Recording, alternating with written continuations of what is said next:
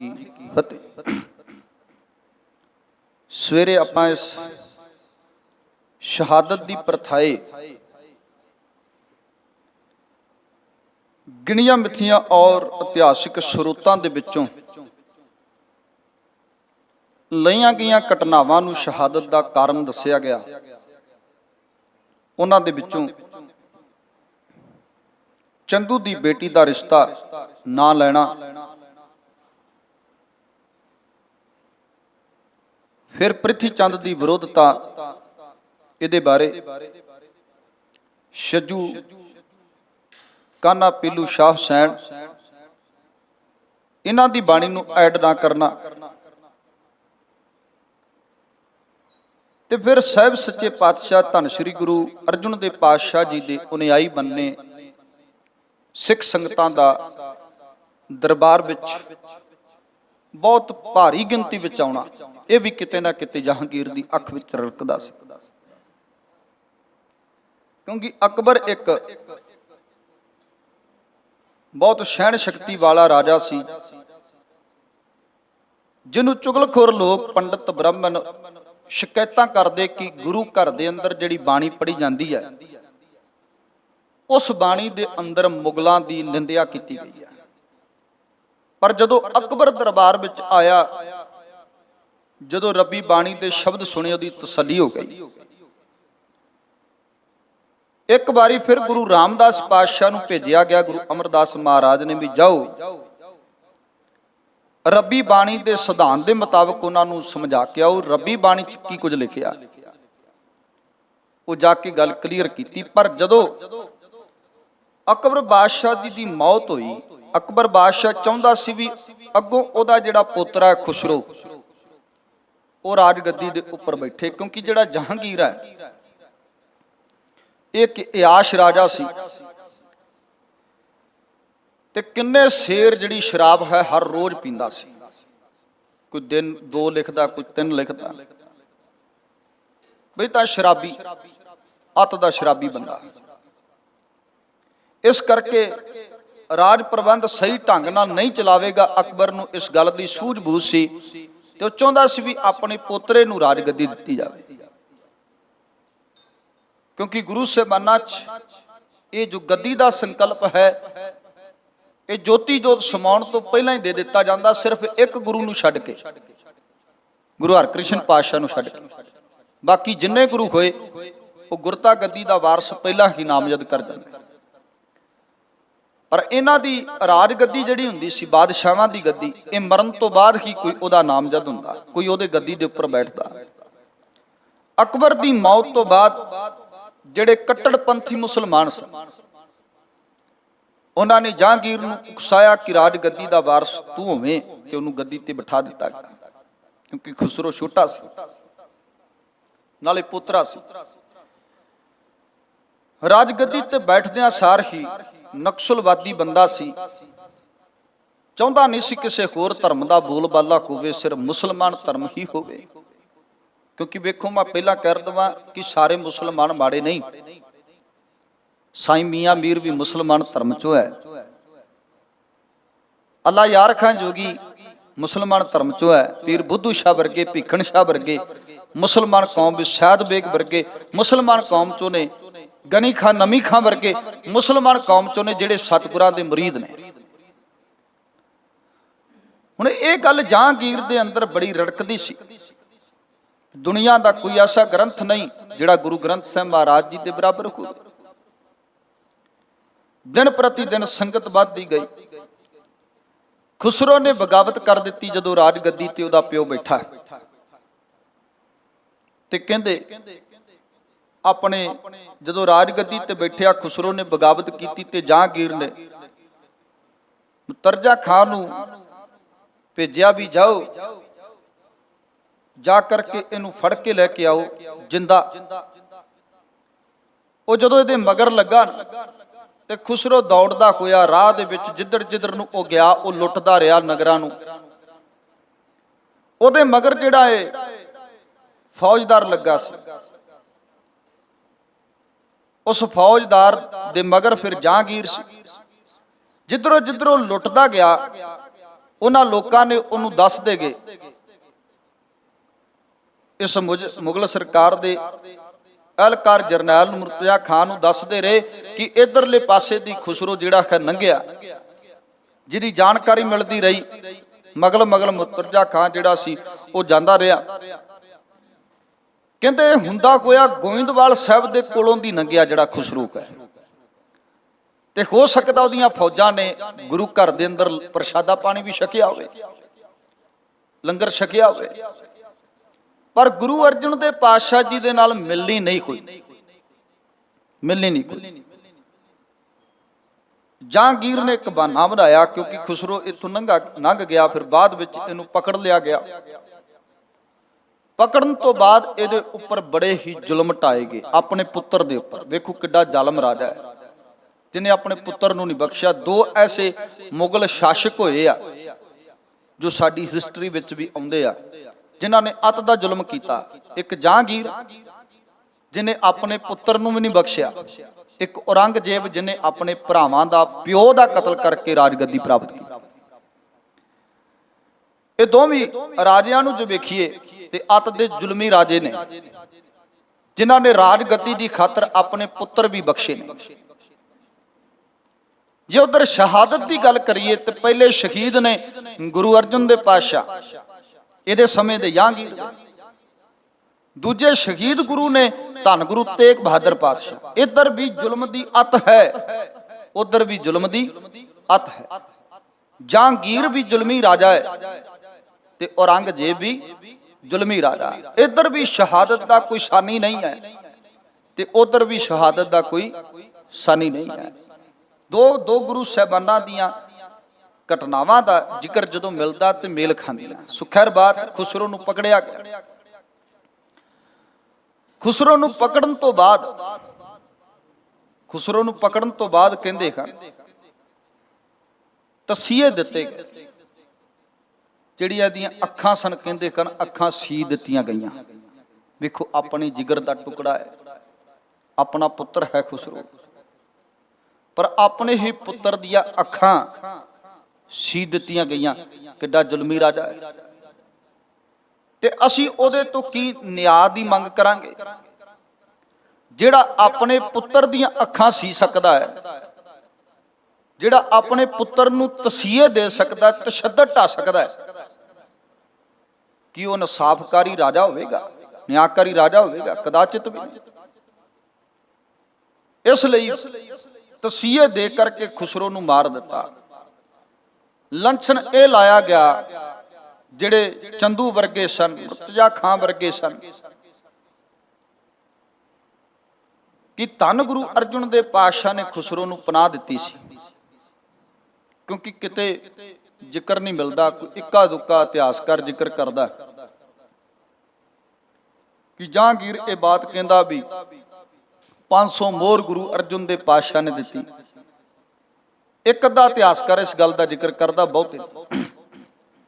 ਇਸ ਕਰਕੇ ਬਗਾਵਤ ਕਰਨ ਵਾਲੇ ਖੁਸਰੋ ਨੂੰ ਪਨਾਹ ਦੇਣ ਕਰਕੇ ਗੁਰੂ ਅਰਜਨ ਦੇਵ ਪਾਤਸ਼ਾਹ ਜੀ ਦੇ ਲਈ ਹੁਕਮ ਜਾਰੀ ਕੀਤਾ ਕਿ ਜਾਓ, ਜਾ ਕਰਕੇ ਗੁਰੂ ਅਰਜਨ ਦੇਵ ਪਕੜ ਕੇ ਲੈ ਕੇ ਆਓ, ਉਹਦੇ ਪਰਿਵਾਰ ਨੂੰ, ਉਹਦੀ ਜ਼ਮੀਨ ਜਾਇਦਾਦ ਜੋ ਵੀ ਕੁਝ ਹੈ ਉਹਦਾ ਸਾਰਾ ਕੁਝ ਜ਼ਬਤ ਕਰ ਲਿਆ ਜਾਵੇ। ਇਹ ਜਹਾਂਗੀਰ ਨੇ ਹੁਕਮ ਦਿੱਤਾ, ਕਿਉਂਕਿ ਐਡਾ ਜ਼ੁਲਮੀ ਰਾਜਾ ਹੈ। ਤੇ ਸਭ ਸੱਚੇ ਪਾਤਸ਼ਾਹ ਜੀ ਦੇ ਉੱਪਰ ਫੌਜਾਂ ਚੜ ਕੇ ਆਈਆਂ। ਧੰਨ ਗੁਰੂ ਅਰਜਨ ਦੇਵ ਮਹਾਰਾਜ ਚਾਹੁੰਦੇ ਤੇ ਉਹ ਵੀ ਹਥਿਆਰ ਦੇ ਨਾਲ ਟੱਕਰਾ ਕਰ ਸਕਦੇ ਸੀ, ਪਰ ਸ਼ਾਂਤੀ ਦੇ ਪੁੰਜ ਮੇਰੇ ਸਤਿਗੁਰੂ ਧੰਨ ਗੁਰੂ ਅਰਜਨ ਦੇਵ ਮਹਾਰਾਜ ਜੀ ਦੇ ਉੱਪਰ ਪਹਿਲਾਂ ਇੰਨੇ ਵਾਰ ਹੋਏ ਤੇ ਸਤਿਗੁਰੂ ਜੀ ਆਪਣੇ ਸਰੀਰ ਉੱਪਰ ਚੱਲ ਗਏ।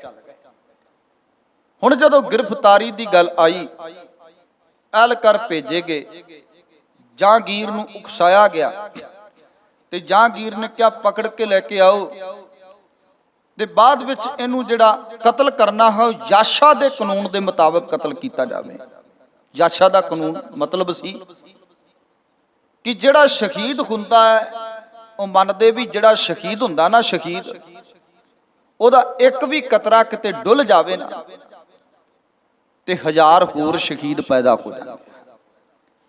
ਇਸ ਲਈ ਇੱਕ ਵੀ ਕਦਰਾ ਜਿਹੜਾ ਉਹ ਧਰਤੀ ਤੇ ਨਹੀਂ ਡਿੱਗਣਾ ਚਾਹੀਦਾ। ਇੱਕ ਅਦੀਬ ਲਿਖਦਾ, ਕਹਿੰਦਾ ਜਦ ਡੁੱਲਦਾ ਖੂਨ ਸ਼ਹੀਦਾਂ ਦਾ, ਤਕਦੀਰ ਬਦਲਦੀ ਕੌਮਾਂ ਦੀ। ਕਹਿੰਦੇ ਕੌਮਾਂ ਦੀਆਂ ਤਕਦੀਰਾਂ ਬਦਲ ਜਾਂਦੀਆਂ ਜਦੋਂ ਕਿਤੇ ਇੱਕ ਸ਼ਹੀਦ ਦਾ ਖੂਨ ਡੁੱਲਦਾ ਹੈ। ਹੁਣ ਜਿੰਨੇ ਸ਼ਹੀਦ ਹੋਏ ਅੱਜ ਤੋਂ ਪਹਿਲਾਂ, ਕਿਉਂਕਿ ਸ਼ਹੀਦ ਸ਼ਬਦ ਜਿਹੜਾ ਅਰਬੀ ਭਾਸ਼ਾ ਦਾ, ਇਹ ਸ਼ਬਦ ਵੀ ਮੁਸਲਮਾਨਾਂ ਦਾ ਹੀ ਹੈ, ਅਰਬੀ ਭਾਸ਼ਾ ਦਾ ਸ਼ਬਦ ਹੈ। ਪਰ ਜੇ ਸ਼ਹਾਦਤ ਦੀ ਗੱਲ ਕਰੀਏ, ਉਹਨਾਂ ਵਿੱਚੋਂ ਸ਼ਹਾਦਤ ਕਿਸੇ ਦੀ ਨਹੀਂ, ਕੋਈ ਸ਼ਬਦ ਉਹਨਾਂ ਦਾ ਹੈ ਪਰ ਸ਼ਹਾਦਤ ਉਹਨਾਂ ਚੋਂ ਕਿਸੇ ਦੀ ਨਹੀਂ। ਇਹ ਕਹਿੰਦੇ ਆ ਕਿ ਹਜ਼ਰਤ ਮੁਹੰਮਦ ਸਾਹਿਬ ਦੇ ਨਾਲ ਜਦੋਂ ਜੰਗ ਹੋਇਆ, ਉਸ ਟਾਈਮ ਦੇ ਅੰਦਰ ਜਦੋਂ ਜੰਗ ਹੋਇਆ ਤੇ ਜੰਗ ਦੇ ਵਿੱਚ ਨਾ ਜਦੋਂ ਉਹਨੇ ਵਾਰ ਕੀਤਾ ਤੇ ਵਾਰ ਕੋਲੋਂ ਦੀ ਲੰਘ ਗਿਆ, ਪਰ ਮੁਹੰਮਦ ਸਾਹਿਬ ਥੱਲੇ ਡਿੱਗ ਪਏ, ਥੱਲੇ ਡਿੱਗ।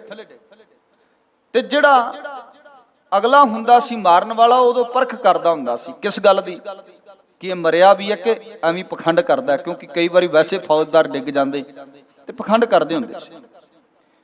ਉਹਨੇ ਕੀ ਕੀਤਾ, ਉਹਨੇ ਇਹਦਾ ਦੰਦ ਤੋੜ ਕੇ ਵੇਖਿਆ ਵੀ ਜੇ ਦੰਦ ਟੁੱਟਿਆ, ਪੀੜ ਹੋਈ ਤੇ ਹਿੱਲੇਗਾ, ਉੱਠੇਗਾ ਤੇ ਇਹਦਾ ਗੱਟਾ ਵੱਢ ਦਿੱਤਾ ਜਾਵੇਗਾ, ਮੌਤ ਦੇ ਘਰ ਉਤਾਰ। ਪਰ ਕਹਿੰਦੇ ਮੁਹੰਮਦ ਸਾਹਿਬ ਉੱਠੇ ਨਹੀਂ, ਉਹਦਾ ਦੰਦ ਤੋੜ ਦਿੱਤਾ ਗਿਆ। ਇਹਦੀ ਗਵਾਹੀ ਵਾਰਿਸ ਸ਼ਾਹ ਭਰਦਾ। ਵਾਰਿਸ ਨਬੀ ਦਾ ਦੰਦ ਸ਼ਹੀਦ ਹੋਇਆ। ਸ਼ਹੀਦ ਸ਼ਬਦ ਜਿਹੜਾ ਇਹਨਾਂ ਚੋਂ ਆਇਆ, ਉਸ ਟਾਈਮ ਸ਼ਹਾਦਤ ਕੋਈ ਨਹੀਂ, ਸ਼ਹਾਦਤ ਨਹੀਂ ਕੋਈ, ਪਰ ਇਹ ਮੰਨਿਆ ਜਾਂਦਾ ਹੈ ਵੀ ਹਜ਼ਰਤ ਮੁਹੰਮਦ ਸਾਹਿਬ ਦਾ ਇੱਕ ਦੰਦ ਕੱਢਿਆ ਗਿਆ, ਉਸ ਦੰਦ ਨੂੰ ਸ਼ਹੀਦ ਮੰਨਿਆ ਜਾਂਦਾ ਹੈ। ਵੇਖੋ ਸ਼ਹੀਦੀ ਦਾ ਜਿਹੜਾ ਪੈਰਾਮੀਟਰ ਹੈ ਉਹ ਇਹਨਾਂ ਕੌਮਾਂ 'ਚ ਬਹੁਤ ਛੋਟਾ ਹੈ। ਇੱਕ ਦੰਦ ਟੁੱਟਿਆ, ਤੋੜਿਆ ਗਿਆ ਤੇ ਉਹਨੂੰ ਸ਼ਹਾਦਤ ਦੇ ਨਾਲ ਜੋੜ ਦਿੱਤਾ ਗਿਆ, ਪਰ ਇਹ ਤੇ ਬਹੁਤ ਕੋਝੀ ਤੇ ਖੁਸ਼ੀ ਤੇ ਬਹੁਤ ਛੋਟੀ ਜੀ ਸ਼ਹਾਦਤ ਹੈ। ਵਾਰਿਸ ਨਬੀ ਦਾ ਦੰਦ ਸ਼ਹੀਦ ਹੋਇਆ ਤੇ ਉਹਨੂੰ ਸ਼ਹੀਦ ਮੰਨਿਆ ਗਿਆ, ਉਸ ਦੰਦ ਨੂੰ ਸ਼ਹੀਦ ਮੰਨਿਆ ਗਿਆ, ਕਿਉਂਕਿ ਇਹ ਸ਼ਬਦ ਇਹਨਾਂ ਚੋਂ ਨਿਕਲਿਆ, ਉਦੋਂ ਮੁੜ ਕੇ ਕੋਈ ਸ਼ਹੀਦ ਨਹੀਂ ਹੋਇਆ।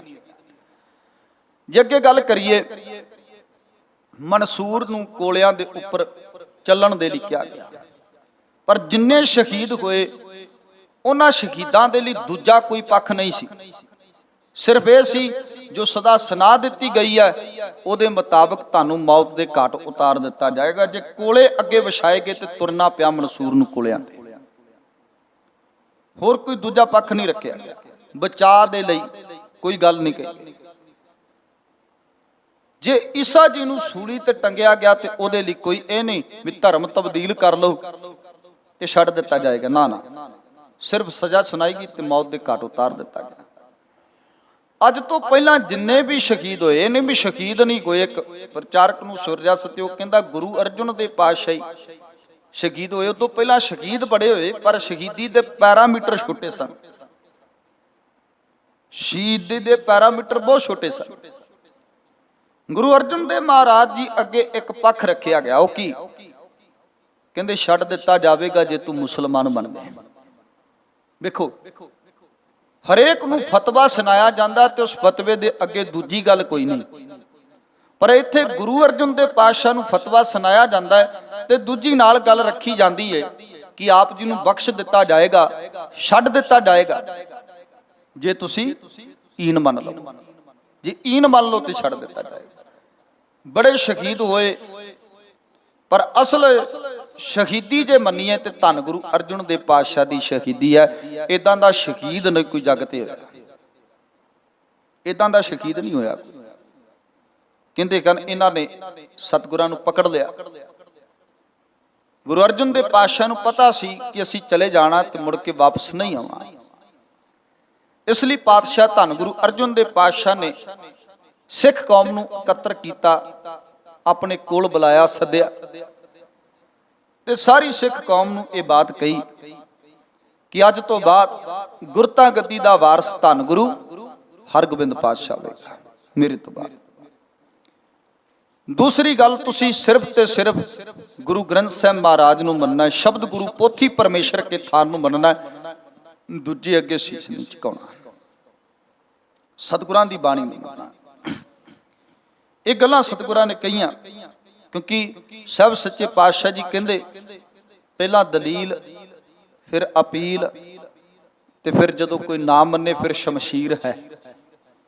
ਪਹਿਲਾਂ ਦਲੀਲਾਂ ਦਿੱਤੀਆਂ ਗਈਆਂ ਗੁਰੂ ਨਾਨਕ ਦੇ ਪਾਤਸ਼ਾਹ ਤੋਂ ਲੈ ਕੇ ਗੁਰੂ ਰਾਮਦਾਸ ਪਾਤਸ਼ਾਹ ਤੱਕ, ਫਿਰ ਅਪੀਲਾਂ ਕੀਤੀਆਂ ਗਈਆਂ ਗੁਰੂ ਅਰਜਨ ਦੇਵ ਪਾਤਸ਼ਾਹ ਵੱਲੋਂ। ਅਪੀਲ ਦਾ ਮਤਲਬ ਇਹ ਨਹੀਂ ਕਿ ਤਰਲਾ ਵਾਸਤਾ ਕੋਈ ਪਾਇਆ ਗਿਆ। ਫਿਰ ਸਤਿਗੁਰੂ ਜੀ ਕਹਿੰਦੇ ਜਦੋਂ ਫਿਰ ਇਹ ਨਾ ਮੰਨੇ, ਕਿਉਂਕਿ ਸ਼ਾਂਤੀ ਦੇ ਨਾਲ ਸ਼ਹੀਦੀ ਦਿੱਤੀ ਆ, ਉੱਥੇ ਕੋਈ ਸਤਿਗੁਰਾਂ ਨੇ ਅੱਗੋਂ ਕੋਈ ਮੋੜਾ, ਕੋਈ ਜਵਾਬ, ਕੋਈ ਹੋਰ ਗੱਲ ਨਹੀਂ ਕੀਤੀ। ਤਲਵਾਰ ਚੁੱਕਣ ਦੀ ਗੱਲ ਪਹਿਲਾਂ ਨਹੀਂ ਕੀਤੀ, ਬਾਅਦ ਵਿੱਚ ਕੀਤੀ ਹੈ ਕਿ ਹਾਂ ਮੇਰੀ ਸੱਤਾ ਕੋ ਦਬਾਨੇ ਵਾलो याद रखियो, हर गोबिंद की तलवार को कौन रोकेगा। कहते गुरु हरगोबिंद पातशाह की तलवार नूं कोई तुहाडे चों रोक नहीं सकेगा। तलवार की गल बाद च कीती, पर गुरु अर्जुन देव पातशाह कर गए सी। ये भी नहीं हथियार साडे च नहीं सी। गुरु नानक साहब हथ च डंडा रखते सी ते गुरु अर्जुन देव पातशाह जी की विआह जी वेले माहू पिंड दे विच मोड़ी पुट्टण दा जिक्र आउंदा है कि मोड़ी पुट्टी गई। सतगुरां ने उदों भी हथियार सीगे सतगुरां कोल, पर साहब सच्चे पातशाह जी कहंदे असीं शांति दे नाल नजिठना चाहुंदे आ। हथियार फिर जदों सिर तो पानी लंघ जे उदों फिर हथियार भी चुकना पैंदा, उदों फिर तलवार नूं कत पाउणा बनदा। इसलिए पहला तलवार नहीं, बाद विच तलवार सतगुरां ने वरती। जदों दलील अपील तो गल लंघ जावे ते फिर शमशीर है साडे कोल, असीं शमशीर भी विखाउने आ।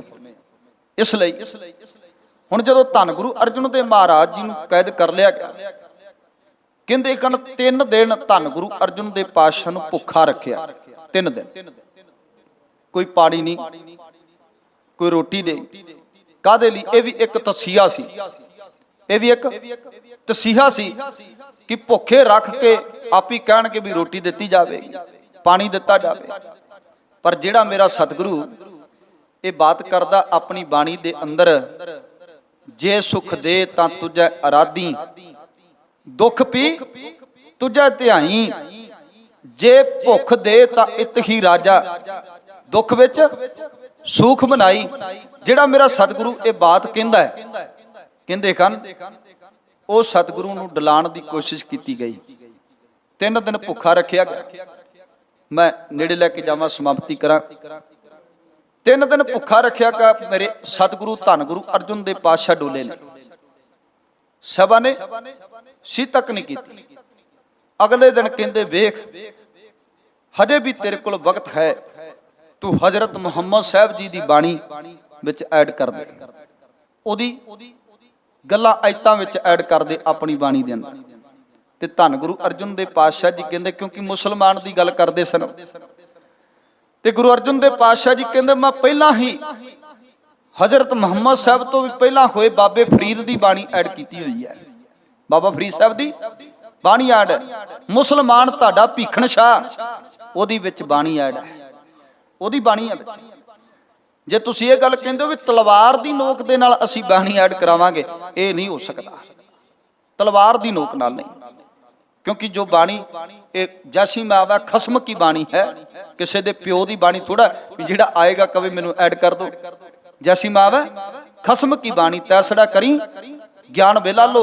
असी साडे बाबे ने ते बाबर दे सामने खलो के ये गल कह दी सी, पाप की जंज लै काबलो धाया, जोरी मंगा दान वेला लो। पापिया तू काबल तो चढ़ के आया, उहदे मूँह ते कहा सी। इसलिए गुरु अर्जन देव पातशाह ने साफ इनकार कर दिता। कहंदे वेख फिर तेरे लिए देगा उबालिया, इस देगे विच तैनूं उबालांगे। गुरु अर्जन देव पातशाह शांति दे पुंज सतगुरां नूं कहंदे देगे विच उबालिया गया। मास जिहड़ा ढलक गया, अध भुन्निया जा कढ के शरीर बाहर कढ लिया गया। वेखो सिर्फ साडे पानी दा छिट्टा पै जे ते छाला हो जाए ना, ते एक महीना असीं मलम पट्टी करदे आ, चीस पैंदी आ ना, दर्द हुंदा। अगला दिन आया, कदी उस शहादत नूं अपनी अखां च समो के वेखो, अपने पिंडे ते हंडा के वेखिए, सोचिए कि किदां दे तशद्दद ढाए गए गुरु अर्जुन देव पातशाह। अगले दिन कहंदे वेख हजे भी मन जा, छड्ड दवांगे। फिर कहंदे कन लो तत्ती कीती गई। जिहड़ी लो तुसीं वेखदे हो फोटोआं ते तेरी काली है, पर जिहड़ी गुरु अर्जुन देव पातशाह लई लो तत्ती कीती गई सी, ओह लाल सीगी, लाल सुर्ख। ਜਦੋਂ ਕਿਤੇ ਲੋਹਾਰ ਲੋਹਾ ਚੰਡਦਾ ਨਾ, ਲੋਹਾ ਚੰਡਦਾ ਆਪਣੀ ਭੱਠੀ ਵਿੱਚ ਪਾਉਂਦਾ ਤੇ ਉਹ ਲਾਲ ਸੁਰਖ ਹੁੰਦਾ, ਉਦਾਂ ਦੀ ਲੋਹ ਦਾ ਰੰਗ ਸੀ ਲਾਲ ਸੁਰਖ। ਤੇ ਬੜੇ ਸਤਿਗੁਰਾਂ ਨੂੰ ਵਿਖਾਇਆ, ਆਪਾਂ ਵੀ ਬੜੇ ਸ਼ਾਂਤੀ ਨਾਲ ਬੈਠੇ ਆ ਨਾ। ਕਿਉਂ ਬੈਠੇ ਆ? ਕਿਉਂਕਿ ਸਤਿਗੁਰਾਂ ਦੇ ਅੰਦਰ ਸ਼ਬਦ ਹੈ ਕਿਹੜਾ? ਤੇਰਾ ਕੀਆ ਮਿੱਠਾ ਲੱਗਾ, ਹਰ ਨਾਮ ਪਦਾਰਥ ਨਾਨਕ ਮੰਗਾ। ਮੇਰਾ ਗੁਰੂ ਤੱਤੀਆਂ ਲੋਹਾਂ ਤੇ ਬਹਿ ਕੇ ਸਾਨੂੰ ਇਹ ਸਬਕ ਪੜ੍ਹਾ ਗਿਆ ਸੀ। ਇਸ ਲਈ ਸਤਿਗੁਰੂ ਜੀ ਸੀ ਨਹੀਂ ਕੀਤੀ ਤੇ ਤੱਤੀ ਲੋਹ ਦੇ ਉੱਪਰ ਮੇਰੇ ਸਤਿਗੁਰੂ ਧੰਨ ਗੁਰੂ ਅਰਜਨ ਦੇਵ ਪਾਤਸ਼ਾਹ ਬੈਠ ਗਏ, ਤੱਤੀ ਲੋਹ ਉੱਪਰ ਬੈਠ ਗਏ। ਫਿਰ ਗੁਰਦਿੱਤਾ ਪੜਪੂੰਜਾ ਜਿਹੜਾ ਹੈ, ਗੁਰਦਿੱਤਾ ਪੜਪੂੰਜਾ ਕਹਿੰਦੇ ਉਹਨੇ ਗਰਮ ਰੇਤਾ ਦੇ ਕੜਛੇ ਚੁੱਕ ਚੁੱਕ ਕੇ ਧੰਨ ਗੁਰੂ ਅਰਜਨ ਦੇਵ ਪਾਤਸ਼ਾਹ ਦੇ ਸੀਸ ਵਿੱਚ ਪਾਏ। ਇਹਨਾਂ ਸਹਿ ਤੇ ਅਕੈ ਤਸੀਹਾ ਦਿੱਤਾ ਗਿਆ ਗੁਰੂ ਅਰਜਨ ਦੇਵ ਪਾਤਸ਼ਾਹ ਨੂੰ, ਪਰ ਮੇਰੇ ਪਾਤਸ਼ਾਹ ਧੰਨ ਗੁਰੂ ਅਰਜਨ ਦੇਵ ਪਾਤਸ਼ਾਹ ਜੀ ਡੋਲੇ ਨਹੀਂ, ਡੋਲੇ ਨਹੀਂ। ਇਹੀ ਸ਼ਬਦ ਪੜ੍ਹਦੇ ਰਹੇ, ਤੇਰਾ ਕੀਆ ਮਿੱਠਾ ਲੱਗਾ, ਹਰ ਨਾਮ ਪਦਾਰਥ ਨਾਨਕ ਮੰਗੈ। ਅਖੀਰੀ ਇਹ ਗੱਲ ਕਿਹਾ, ਹਜੇ ਵੀ ਤੇਰੇ ਕੋਲ ਵਕਤ ਹੈ। ਮੇਰੇ ਸਤਿਗੁਰੂ ਜੀ ਕਹਿੰਦੇ ਹੁਣ ਵਕਤ ਲੰਘ ਚੁੱਕਾ ਹੈ, ਮੈਂ ਆਪਣੇ ਅਕੀਦੇ ਤੇ ਪੱਕਾ, ਮੈਂ ਆਪਣੇ ਧਰਮ ਤੇ ਪੱਕਾ, ਤੁਸੀਂ ਜੋ ਕਰਨਾ ਸੀ ਕਰ ਲਿਆ, ਅਖੀਰੀ ਜੋ ਕਰੋਗੇ ਉਹ ਵੀ ਮਨਜ਼ੂਰ ਹੈ। ਕਿਉਂ? ਕਿਉਂਕਿ ਮੈਂ ਆਪਣੇ ਹਜ਼ੂਰ ਦੇ ਮੁਤਾਬਕ ਜੀਵਨ ਬਤੀਤ ਕਰਦਾ, ਮੈਂ ਕਿਸੇ ਬੰਦੇ ਦੇ ਕਹੇ ਤੇ ਨਹੀਂ। ਕਹਿੰਦੇ ਫਿਰ ਅਖੀਰੀ ਸਤਿਗੁਰੂ ਧੰਨ ਗੁਰੂ ਅਰਜਨ ਦੇਵ ਪਾਤਸ਼ਾਹ ਨੂੰ ਰਾਵੀ ਦੇ ਅੰਦਰ ਇਹਨਾਂ ਨੇ ਧਕੇਲ ਦਿੱਤਾ। ਮਾਨੋ ਜਿਵੇਂ ਰਾਵੀ ਕਹਿੰਦੀ ਹੋਵੇ ਗੁਰੂ ਅਰਜਨ ਦੇਵ ਪਾਤਸ਼ਾਹ ਨੂੰ, ਵੇਖ, ਕਿਉਂਕਿ ਗੁਰੂ ਅਰਜਨ ਦੇਵ ਪਾਤਸ਼ਾਹ ਨੇ ਇੱਕ ਬਾਤ ਕਹੀ ਸੀ, ਅਦੀਬ ਦੇ ਸ਼ਬਦ ਨੇ, ਉਹ ਕਹਿੰਦਾ ਜਬਰ ਹੀ ਸਬਰ ਹੀ ਜਬਰ ਤੋਂ ਜਿੱਤਦਾ ਹੈ। ਜਿਹੜਾ ਸਬਰ ਹੈ ਨਾ ਉਹ ਜਬਰ ਤੇ ਮਾਤ ਪਾ ਦਿੰਦਾ। ਕਹਿੰਦਾ ਸਬਰ ਹੀ ਜਬਰ ਤੋਂ ਜਿੱਤਦਾ ਹੈ, ਸਦਾ ਸਬਰ ਹੀ ਜਬਰ ਤੋਂ ਜਿੱਤਦਾ ਹੈ। ਇਸ ਲਈ ਖੁਦਾ ਨੂੰ ਯਾਦ ਕਰੀਏ, ਇਸ ਲਈ ਖੁਦਾ ਨੂੰ ਯਾਦ ਕਰੀਏ। ਤੈਨੂੰ ਕਸਮ ਹੈ ਤੂੰ ਜਬਰ ਦੀ ਅਤ ਕਰਦੀ, ਸਾਨੂੰ ਕਸਮ ਹੈ ਜੇ ਤੇਰੇ ਅੱਗੇ ਫਰਿਆਦ ਕਰੀਏ। ਗੁਰੂ ਅਰਜਨ ਦੇਵ ਪਾਤਸ਼ਾਹ ਜੀ ਕਹਿੰਦੇ ਤੈਨੂੰ ਕਸਮ ਹੈ ਤੂੰ ਜ਼ੁਲਮ ਕਰਨ ਲੱਗਿਆ ਅਤ ਕਰਦੀ, ਤੇ ਅਤ ਕੀਤੀ ਜਹਾਂਗੀਰ ਦੇ ਐਲਕਾਰਾਂ ਨੇ। ਉਬਾਲਿਆ ਗਿਆ ਤੱਤੀ ਤਵੀ ਤੇ, ਫਿਰ ਰਾਵੀ ਵਿੱਚ ਧਕੇਲਿਆ ਗਿਆ। ਗੁਰੂ ਅਰਜਨ ਦੇਵ ਪਾਤਸ਼ਾਹ ਨੂੰ ਜ਼ੁਲਮ ਦੀ ਉਹ ਅਤ ਹੈ ਨਾ, ਪਰ ਸਤਿਗੁਰਾਂ ਨੇ ਕਿਤੇ ਹੱਥ ਜੋੜ ਕੇ ਫਰਿਆਦ ਨਹੀਂ ਕੀਤੀ, ਸਗੋਂ ਸਾਈਂ ਮੀਆਂ ਮੀਰ ਕਹਿੰਦਾ ਮੇਰੇ ਮਾਲਕਾ ਜੇ ਕਮੇ ਤੇ ਇੱਟ ਵਜਾ ਦੇਵਾਂ। ਤੇ ਸਾਹਿਬ ਸੱਚੇ ਪਾਤਸ਼ਾਹ ਜੀ ਸ਼ਾਂਤੀ ਦੇ ਪੁੰਜ ਕਦੀ ਕਹੀ ਸੀ ਨਾ ਇਹ ਗੱਲ, ਬਾਬਾ ਇਹ ਪੰਕਤੀਆਂ ਬਾਣੀ ਚ ਲਿਖੀਆਂ ਨੇ ਕੱਲੀਆਂ ਕਿ ਤਨ ਮਨ ਕਾੜ ਕਾੜ ਸਭ ਅਰਪੀ। ਤੇ ਗੁਰੂ ਅਰਜਨ ਦੇਵ ਪਾਤਸ਼ਾਹ ਜੀ ਕਹਿੰਦੇ ਅੱਜ ਵਕਤ ਨਹੀਂ, ਕਦੀ ਵਕਤ ਆਵੇਗਾ ਤੇ ਤੈਨੂੰ ਅਰਥ ਵੀ ਕਰਕੇ ਵਿਖਾਵਾਂਗੇ। ਅੱਜ ਮੇਰੇ ਪਾਤਸ਼ਾਹ ਨੇ ਅਰਥ ਵੀ ਕਰ ਦਿੱਤੇ। ਸਾਈਂ ਮੀਆਂ ਮੀਰ ਆ ਵੇਖ ਓਏ, ਜਿਹੜੀਆਂ ਪੰਕਤੀਆਂ ਬਾਰੇ ਤੂੰ ਕੱਲ ਸ਼ੰਕਾ ਪੈਦਾ ਕੀਤਾ ਸੀ ਕਿ ਬਾਬਾ ਆ ਕੱਲੀਆਂ ਲਿਖੀਆਂ ਨੇ ਪੰਕਤੀਆਂ ਵੀ ਤਨ ਮਨ ਕਾੜ ਕਾੜ ਸਭ ਅਰਪੀ, ਅੱਜ ਮੈਂ ਇਹਨਾਂ ਪੰਕਤੀਆਂ ਦੇ ਅਰਥ ਕਰਨ ਲੱਗਾ। ਤੇ ਮੇਰੇ ਸਤਿਗੁਰਾਂ ਨੇ ਉਦਨ ਅਰਥ ਕਰਕੇ ਵਿਖਾਏ ਇਹਨਾਂ ਪੰਕਤੀਆਂ। ਸੋ ਅੱਜ ਦੇ ਦਿਨ ਪਾਤਸ਼ਾਹ ਪੰਚਮ ਗੁਰਦੇਵ ਸ਼ਹੀਦਾਂ ਦੇ ਸਰਤਾਜ ਕਿਉਂ ਕਿਹਾ ਜਾਂਦਾ ਹੈ? ਕਿਉਂਕਿ ਜਿਹੜੀਆਂ ਸ਼ਹਾਦਤਾਂ ਪਹਿਲਾਂ ਹੋਈਆਂ ਨੇ ਬਹੁਤ ਨਿੱਕੀਆਂ ਤੇ ਛੋਟੀਆਂ ਸ਼ਹਾਦਤਾਂ ਨੇ, ਇਹ ਸਭ ਤੋਂ ਵੱਡੀ ਸ਼ਹਾਦਤ ਹੈ ਜਿਹੜੀ ਧੰਨ ਗੁਰੂ ਅਰਜਨ ਦੇਵ ਪਾਤਸ਼ਾਹ ਨੇ ਦਿੱਤੀ ਹੈ। ਅਸੀਂ ਉਹਨਾਂ ਦੇ ਵਰਸਾਏ ਹੋਏ ਆ, ਉਹਨਾਂ ਵੱਲੋਂ ਸਾਨੂੰ ਇਹ ਸਿੱਖੀ ਦਿੱਤੀ ਗਈ ਹੈ। ਸ਼ਹਾਦਤਾਂ ਦਾ ਮਾਨੋ ਸਕੂਲ ਅੱਜ ਖੁੱਲਿਆ, ਸ਼ਹਾਦਤਾਂ ਦਾ ਸਕੂਲ ਗੁਰੂ ਅਰਜਨ ਦੇਵ ਪਾਤਸ਼ਾਹ ਤੋਂ ਖੁੱਲਿਆ। ਭਾਵੇਂ ਕਿ ਗੁਰੂ ਨਾਨਕ ਸਾਹਿਬ ਦੇ ਵਕਤ ਇੱਕ ਸਿੱਖ ਸ਼ਹੀਦ ਹੋਇਆ ਜਿਹਦਾ ਨਾਮ ਹੈ ਭਾਈ ਤਾਰੂ ਪੋਪਟ, ਪਰ ਜੇ ਗੁਰੂ ਸਾਹਿਬਾਨਾਂ ਤੋਂ ਬਾਅਦ ਸ਼ਹਾਦਤਾਂ ਦਾ ਜੇ ਕਹੀਏ ਸਕੂਲ ਖੁੱਲਿਆ ਤੇ ਉਹ ਧੰਨ ਗੁਰੂ ਅਰਜਨ ਦੇਵ ਪਾਤਸ਼ਾਹ ਨੇ ਖੁੱਲਿਆ। ਇਦੋਂ ਮੁੜ ਕੇ ਫਿਰ ਬੇਅਥਾਹ ਸ਼ਹਾਦਤਾਂ ਹੋਈਆਂ, ਤੇ ਉਹ ਸ਼ਹਾਦਤਾਂ ਕਿਸੇ ਹੋਰ ਕੌਮ 'ਚ ਨਹੀਂ ਹੋਈਆਂ, ਹੋਰ ਇਜ਼ਮ 'ਚ ਨਹੀਂ ਹੋਈਆਂ ਜਿਹੜੀਆਂ ਸਾਡੇ ਇਜ਼ਮ ਵਿੱਚ ਸ਼ਹਾਦਤਾਂ ਹੋਈਆਂ ਹਨ। ਸੋ ਅੱਜ ਦਾ ਦਿਨ ਜੋ ਸ਼ਾਂਤੀ ਦੇ ਪੁੰਜ ਸ਼ਹੀਦਾਂ ਦੇ ਸਰਤਾਜ ਪੰਚਮ ਗੁਰਦੇਵ ਧੰਨ ਗੁਰੂ ਅਰਜਨ ਦੇਵ ਮਹਾਰਾਜ ਜੀ ਦਾ ਸ਼ਹੀਦੀ ਪੁਰਬ ਹੈ, ਇਹਦੇ ਤੋਂ ਇਹ ਸਿੱਖਿਆ ਲੈ ਕੇ ਜਾਈਏ ਕਿ ਸਤਿਗੁਰੂ ਕਿਰਪਾ ਕਰੇ ਸਾਡੇ ਅੰਦਰ ਵੀ ਐਸੀ ਦ੍ਰਿੜਤਾ ਪੈਦਾ ਕਰੇ ਕਿ ਅਸੀਂ ਆਪਣੇ ਕੌਮ ਪ੍ਰਤੀ, ਆਪਣੇ ਧਰਮ ਪ੍ਰਤੀ ਇੰਨੇ ਕੁਪਰਪੱਖ ਤੇ ਪੱਕੇ ਹੋਈਏ ਕਿ ਜਰਵਾਣਾ ਸਾਡੇ ਤੇ ਜ਼ੁਲਮ ਕਹਿਰ ਢਾਉਣ ਦਾ ਯਤਨ ਕਰੇ ਤੇ ਅਸੀਂ ਗੁਰੂ ਅਰਜਨ ਦੇਵ ਪਾਤਸ਼ਾਹ ਜੀ ਤਰ੍ਹਾਂ ਉਹਨੂੰ ਮੂੰਹ ਤੋੜਮਾ ਜਵਾਬ ਦੇ ਸਕੀਏ। ਬੇਅੰਤ ਪ੍ਰਕਾਰ ਦੀਆਂ ਗਲਤੀਆਂ ਦੀ ਖਿਮਾ ਜੀ ਆਪ ਗੁਰੂ ਰੂਪ ਸੰਗਤ ਸਾਹਿਬ ਸੱਚੇ ਪਾਤਸ਼ਾਹ ਧੰਨ ਗੁਰੂ ਗ੍ਰੰਥ ਸਾਹਿਬ ਮਹਾਰਾਜ ਬਖਸ਼ਣ ਜੋ ਬਖਸ਼ ਲੈਣਾ। ਅਖੀਰ ਫਤਿਹ ਦੀ ਸਾਂਝ ਕਰੀਏ, ਬੁਲਾਓ ਫਤਿਹ। ਵਾਹਿਗੁਰੂ ਜੀ ਕਾ ਖਾਲਸਾ, ਵਾਹਿਗੁਰੂ ਜੀ ਕੀ ਫਤਿਹ। ਰਾਮ ਕਲੀ ਮਹੱਲਾ ਤੀਜਾ। ਆਨੰਦ ਏਕ ਓੰਕਾਰ ਸਤਿਗੁਰ ਪ੍ਰਸਾਦ, ਆਨੰਦ ਭਇਆ ਮੇਰੀ ਮਾਏ ਸਤਿਗੁਰੂ ਮੈਂ ਪਾਇਆ। ਸਤਿਗੁਰ ਤਾਂ ਪਾਇਆ ਸੈਸੇ ਤੇ ਮਨ ਵਜੀਆਂ ਵਾਧਾਈਆਂ, ਰਾਗ ਰਤਨ ਪਰਵਾਰ ਪ੍ਰੀਆਂ ਸ਼ਬਦ ਗਾਵਨ ਆਈਆਂ। ਸ਼ਬਦੋ ਤਾਂ ਗਾਵੋ ਗਰੀ ਕੇਰਾ, ਮਨ ਜਿਨੀ ਵਸਾਇਆ ਕਹਿ ਨਾਨਕ ਆਨੰਦ ਹੋਵਾ ਸਤਿਗੁਰੂ ਮੈਂ ਪਾਇਆ। ਇਹ ਮਨ ਮੇਰੇ ਆ ਤੂੰ ਸਦਾਰੋ ਕਰਨਾ ਲੈ ਕਰਨਾ ਰੋ, ਤੂੰ ਮਨ ਮੇਰੇ ਦੁਖ ਸਭ ਵਿਸਾਰਨਾ। ਅੰਗੀਕਾਰੋ ਕਰੇ ਤੇਰਾ ਕਾਰਜ ਸਭ ਸਵਾਰਨਾ। ਸਭਨਾ ਗੱਲਾਂ ਸਮਰੱਥ ਸੁਆਮੀ ਸੋ ਕਿਉ ਮਨੋ ਵਿਸਾਰੇ, ਕਹਿ ਨਾਨਕ ਮਨ ਮੇਰੇ ਸਦਾਰੋ ਕਰਨਾ ਲੈ। ਸਾਚੇ ਸਾਹਿਬਾ ਕਿਆ ਨਾ